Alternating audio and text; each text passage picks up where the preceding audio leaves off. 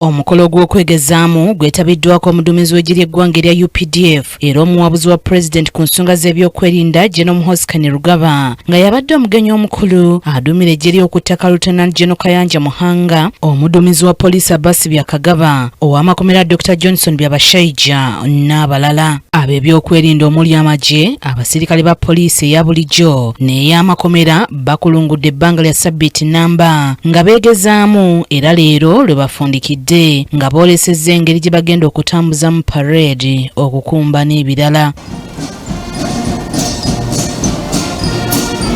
Bano era beegezezzaamu engeri gye bagenda okwaniriza Pulezidenti, okulambula ennyiriri, okumulayiza wamu n'ebirala.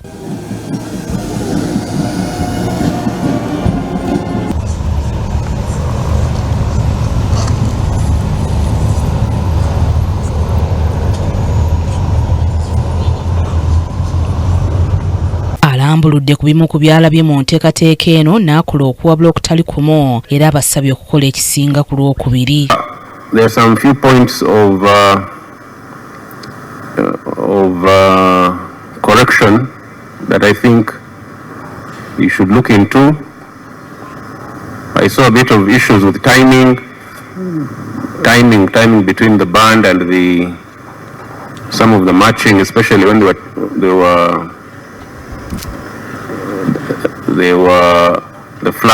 bringing the flag down the first time. There was a bit of mistiming here with those who had come to remove the flag. Then I also noticed a bit of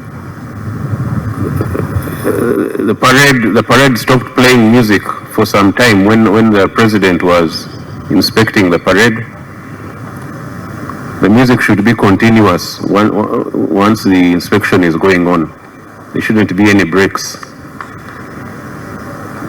It should be continuous mpaka anamaliza kukagua. Abeebazizza olw'empisa n'olw'okwewaayo kwe boolesezza mu kweteekateeka kuno kyagambye nti kifaananyi kirungi eri eggwanga. Commanders and gallant soldiers, today as we stand on this parade ground during the final rehearsal before the inauguration ceremony, I want to commend each one of you for the discipline, dedication and professionalism you have demonstrated throughout these preparations. Kabagahe Mary Rose yakusakidde eggulire lino Crack TV amalindirire.